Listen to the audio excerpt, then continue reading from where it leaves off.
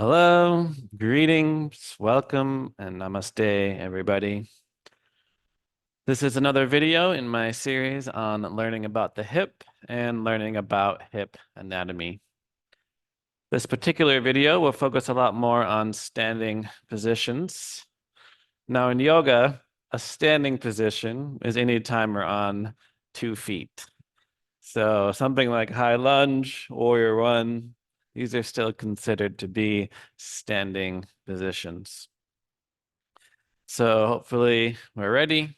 We got our yoga mat and some energy to do some more active poses than what was in my previous video on supine positions.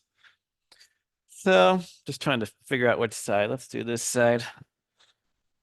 So let's all come to standing at the top of the mat. And take a few moments to simply arrive, just as you are arriving at the top of your mat. Arrive into this moment, arrive into your body. Feel the breath.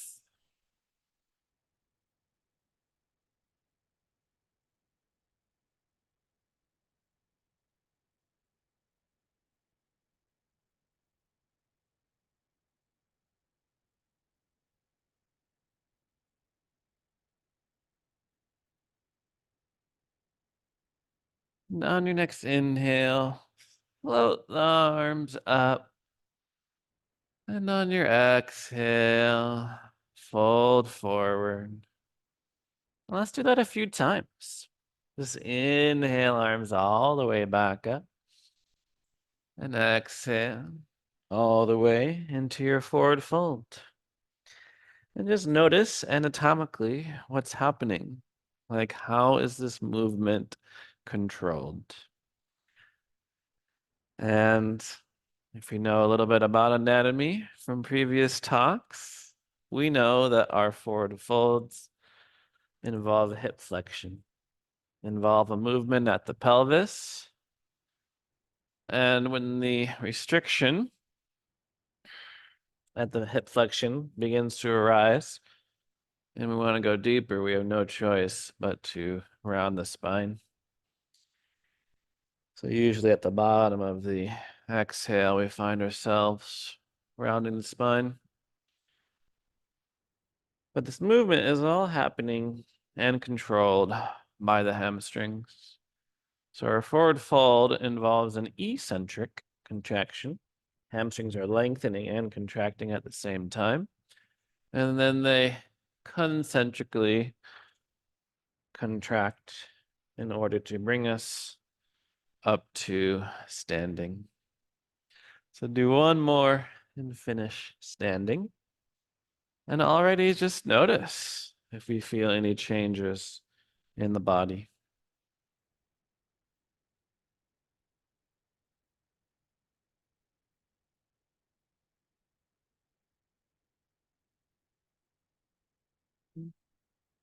And let's do one more. Inhale, arms up. And exhale, folding forward. And from here, let's take the right foot to the back of the mat. And then lower the right knee down, uncurl the right toes, and take both hands to your left thigh. And simply notice the more we inch the front foot forward and the more we bend the left knee, the more of an opening we will find in the right hip. And notice just by bringing the pelvis forward and the back knee doesn't move anywhere, we're deepening the hip extension. So anytime one leg is behind us, just think hip extension. High lunge, warrior one, all of this involves hip extension.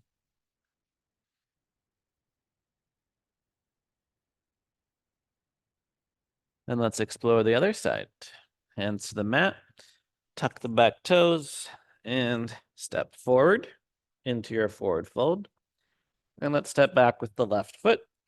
Let the left knee lower down and take both hands to the right thigh and press forward once again.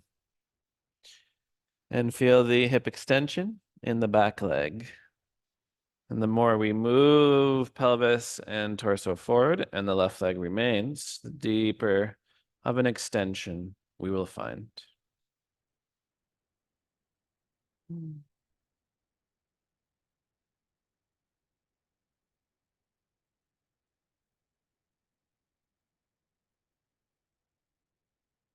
So that's our low lunge. Let's explore high lunge. Tuck the back toes and step forward into your forward fold.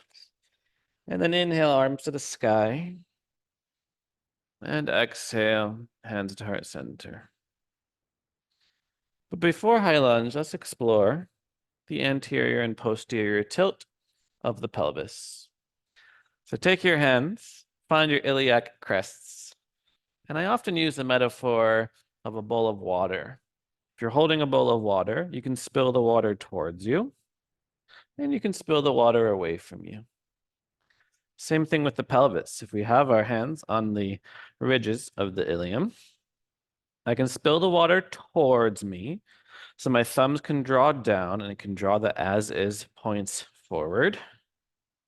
And this is what we call posterior tilt. And then I can find neutral and spill the bowl of water away, and your belly will come out. This is our anterior tilt.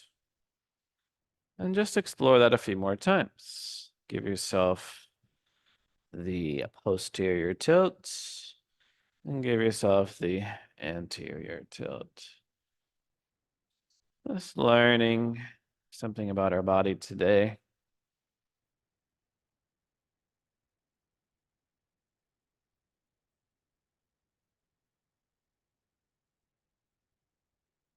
I had one teacher, so Brandy, if you're watching, I'm talking about you. And she said, we don't tuck our tailbone. What does that even mean? And what she meant, of course, is that it's a pelvis movement. Not like the tailbone, what most people call the coccyx.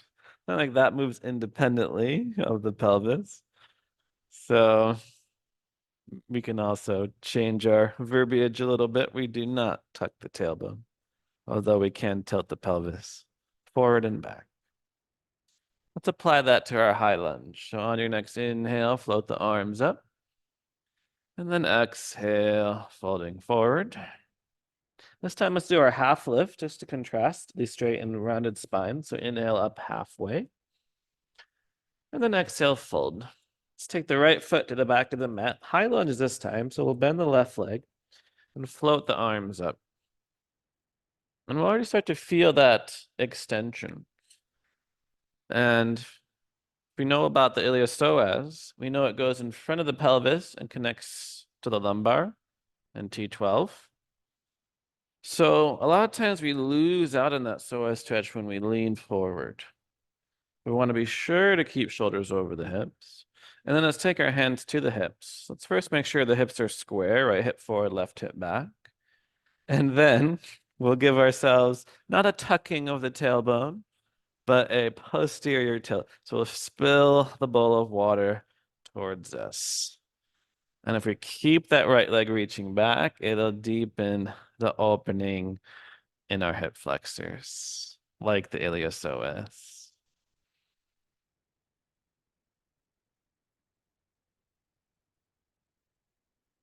And then on your next exhale, let's fold forward and switch, stepping forward with the right and stepping back with the left. Returning to high lunge, right knee bends, arms float up. Noticing that we're not leaning forward, but keeping heart over hips. Lowering the hands, squaring the hips, and scooping the hips. Posterior tilt. Spill the bowl of water towards you while continuing to reach the left heel back. And we can feel that opening.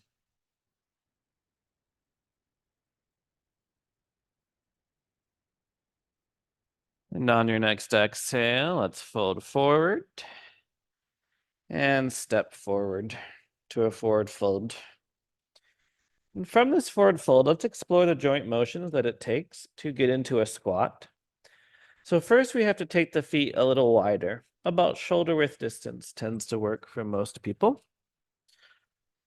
And then we have to externally rotate. So bring heels in, toes out, and then we got to bend the knees. So we can sit all the way down into our squat or malasana. So we can bend the elbows, bring the palms together and lifting the heart. And then you'll start to feel that opening in the inner thighs. If you notice the heel is coming off the mat, it tends to be more ankle flexibility than hip flexibility.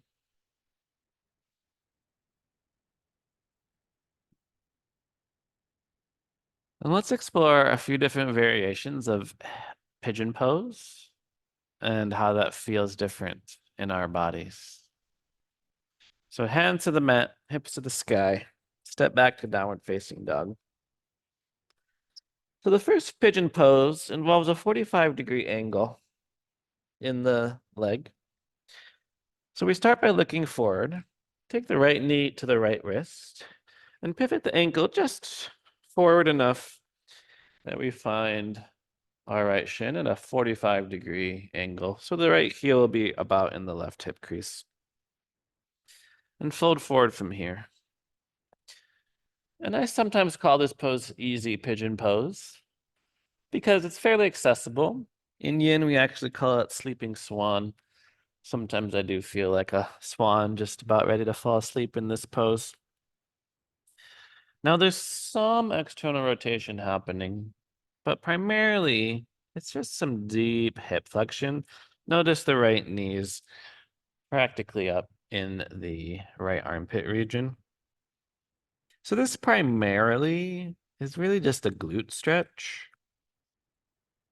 And just one of the few ways we can stretch the glutes. But if we do want to get into those deep six muscles, if we do want to get deeper into our external rotation, we have to come to a different pose, one that I sometimes call harder pigeon. And the goal of the harder pigeon is to have the shin be parallel to the top of the mat. So to get into that, let's tuck the toes, step back to downward facing dog again. And then we'll bring the right foot forward and plant it between the hands and then lower the back knee. And this will help us get the shin parallel to the top because we're going to heel toe, heel toe, heel toe the foot over to the left and then let the knee go to the right.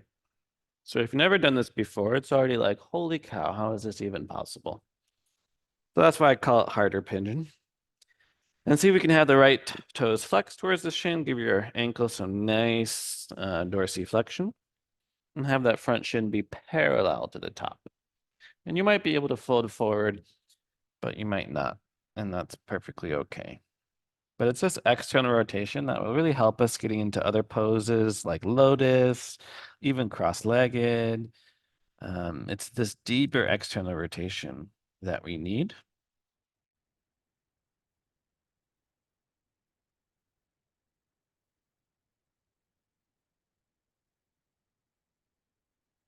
And let's explore the other side.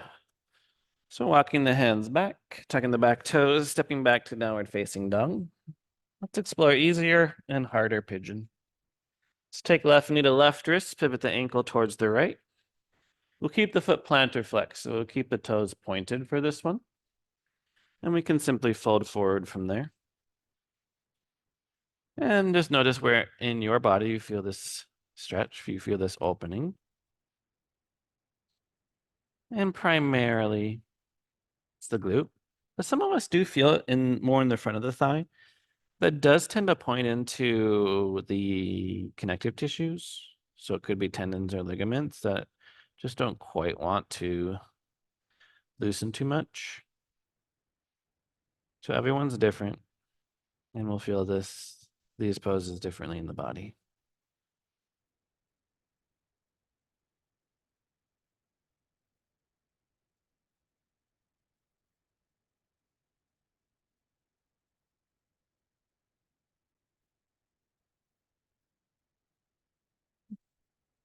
Gently walking the hands back, stepping back to downward dog. Let's explore harder pigeon. So bring the left foot forward, plant it between the hands, and lower the back knee, uncurl the back toes. And then we'll heel toe, heel toe, heel toe, foot to the right, and then knee will go to the left. And the intention here is to have dorsiflexion in the ankle and shin parallel to the top of the mat. And maybe this is the pose for you today. Maybe we're on our forearms.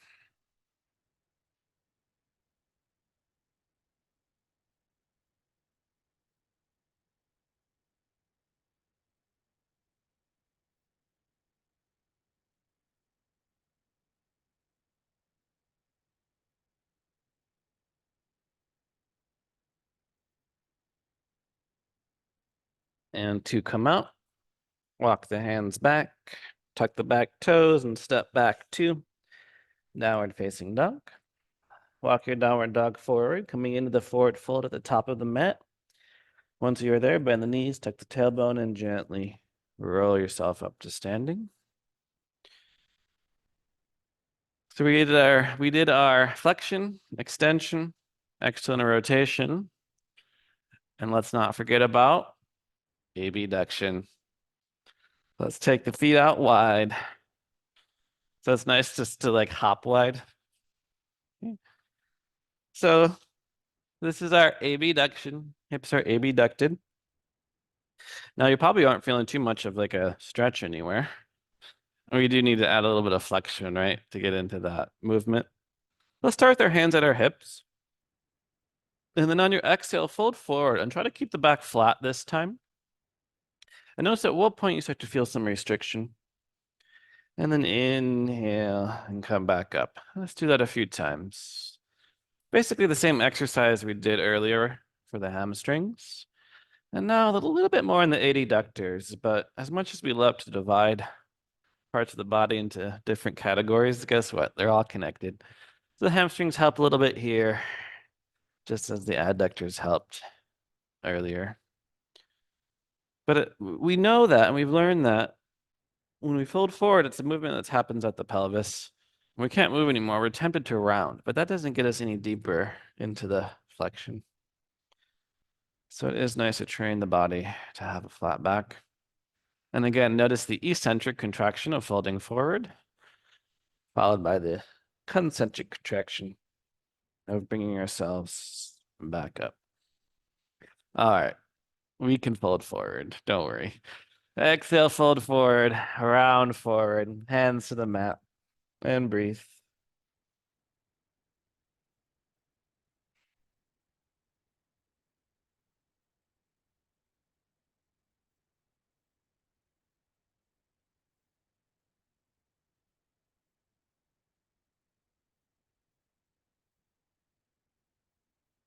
And when you're ready, bend the knees, tuck the tailbone. Oop, I said it, tuck the tailbone.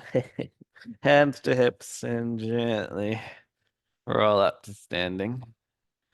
Slightly shorten the stance. Let's find our goddess stance. So with a slightly shorter stance, we can bring the heels in, you can bring the toes out. We bend the knees out wide. All right, so it's a deep external rotation and abduction of the hips. So take your hands behind you. First, find the outer thighs. Actively lower and actively draw your knees out, and you feel your outer thighs working.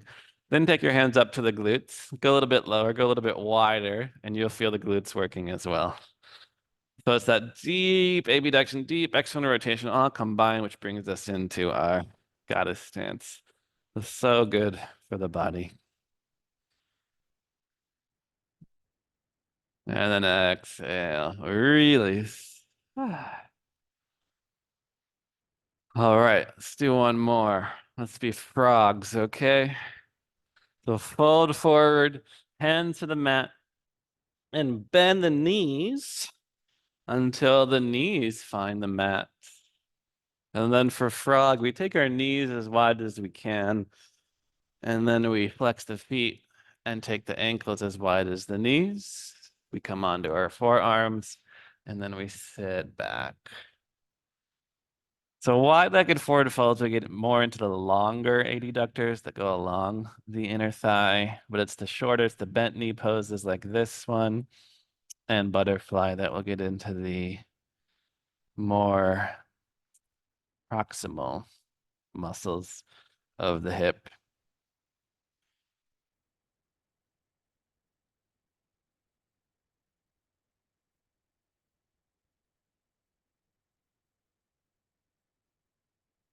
Okay. To come out, let's walk the hands back. Let's bring the feet in and then bring the knees in as well. Let's just sit onto the heels. Yeah. So we've explored external rotation, flexion, extension, abduction. Let's explore internal rotation with a little qualification, little asterisk, right? Because there are some people who say this pose shouldn't even be in a teacher's repertoire. It's too dangerous for the knee. And I get that perspective, and if you have it too, skip the pose, no problem at all. What the pose we're in right now tends to be referred to as thunderbolt position. No, and it's often confused with hero's pose. And hero's pose actually involves taking the feet wide so that you can sit between the feet. And it's actually that feet wide and knees in, it's the internal rotation that helps us get into this pose. So some say this is a very unnatural position for the knees to be in. So if you do have a certain level of discomfort in the pose, no need to force your body to do anything it doesn't want to do.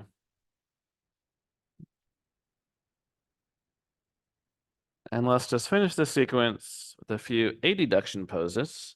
So come forward, have a seat, and extend the legs out in front of you, just so we can explore what it takes to get into our cow face or Gomukhasana pose.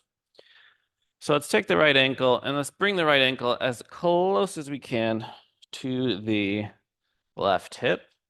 And notice how stacked can we get the knees? And it's that adduction that brings the legs in. And having the left leg straight is a lovely way to modify. Or of course, we might shift to the left and bring both the feet close to the hips. And then folding forward from here. Okay, so it's this adduction. It's not as common, but it's definitely necessary in this pose, Gomukhasana or cow face pose, which is very similar to our eagle posture, right? Which also involves stacked knees. So it's another position we want to be sure to bring the hips into.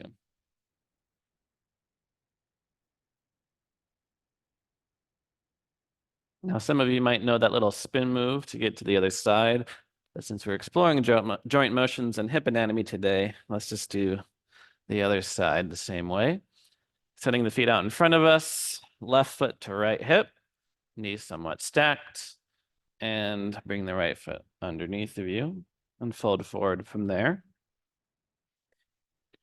And it's okay if the knees aren't stacked. In fact, most of your students are going to have the knees not stacked. There's going to be some space because hip flexibility.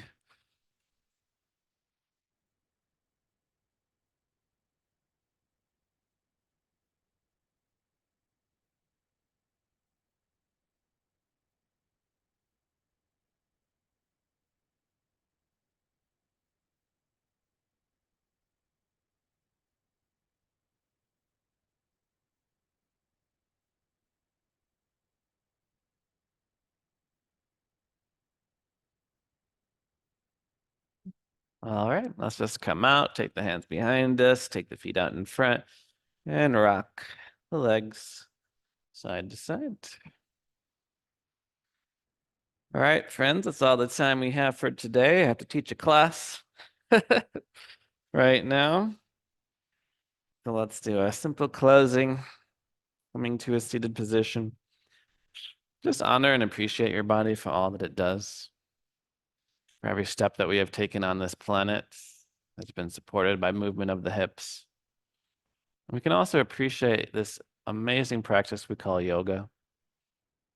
It brings our body into so many positions as it normally in order to balance the different muscle groups, the different movements of the body, for us to lead a more happy, joyful, and peaceful life.